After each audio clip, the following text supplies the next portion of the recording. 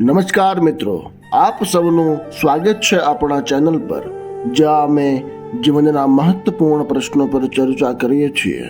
આજના એપિસોડમાં આપણે એક એવો પ્રશ્ન છે જે ઘણા લોકોના મનમાં હશે: માણસ સ્વર્ગમાં કેવી રીતે જઈ શકે? તો ચાલો આ રહસ્યને સમજીએ. સ્વર્ગ શું છે?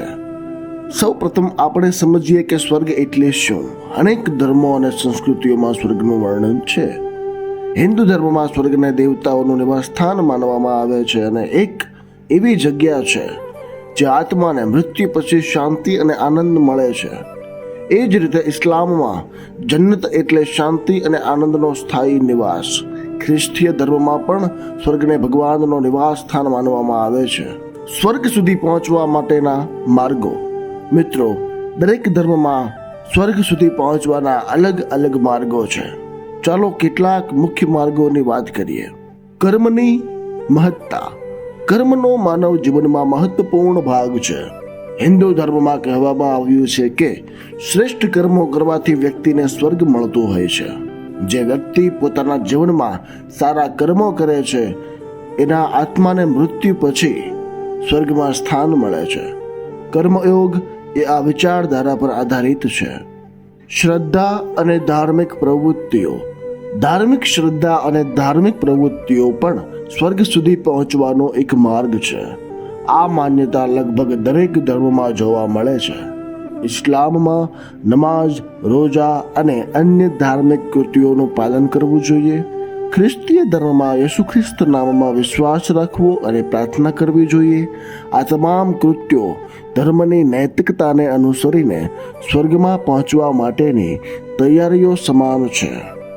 ધ્યાન અને મોક્ષ માર્ગ. અન્ય એક મહત્વપૂર્ણ માર્ગ છે ધ્યાન અને આત્માની શુદ્ધિ. હિન્દુ અને બૌદ્ધ ધર્મમાં ધ્યાન દ્વારા આત્માને શુદ્ધ બનાવવાની પ્રથા છે. આ મંત્રોનો જાપ અને ધાર્મિક ધ્યાન જીવીને જીવનમાં મોક્ષ પ્રાપ્ત કરવાના અને સ્વર્ગ સુધી પહોંચવાના માર્ગ તરીકે માનવામાં આવે છે. આધુનિક જીવનમાં સ્વર્ગ સુધી પહોંચવાની સમજણ. આધુનિક જીવનમાં સ્વર્ગને વૈજ્ઞાનિક રીતે જોવામાં આવે છે. કઈ રીતે આપણે આપણી જીવનશૈલી સુધારીને સંયમથી જીવીને મનમાં સકારાત્મક વિચારણાથી અને શાંતિથી જીવને શાંતિ આપી શકીએ છીએ, એ પણ સ્વર્ગ માટેનું એક માર્ગ છે. સ્વર્ગનું સાક્ષાત્કાર. આ બધામાંથી અંતે આપણા જીવનમાં સૌથી મહત્વપૂર્ણ છે આપણે કેવી રીતે જીવીએ છીએ. સ્વર્ગના માર્ગો ક્યારેય માત્ર ધાર્મિક કે આધ્યાત્મિક પ્રથા પર જ આધારિત નથી. તે આપણા મનોવૈજ્ઞાનિક, ધાર્મિક અને નૈતિક મૂલ્યોનું પ્રતિબિંબ છે. આ દુનિયામાં સારા કાર્ય, પ્રેમ અને કરુણા વર્તવીને જ આપણે આપણા અંતિમ લક્ષ્ય સુધી પહોંચી શકીએ છીએ. મિત્રો, સ્વર્ગ સુધીનો માર્ગ સહેલો નથી, પરંતુ તે અશક્ય પણ નથી.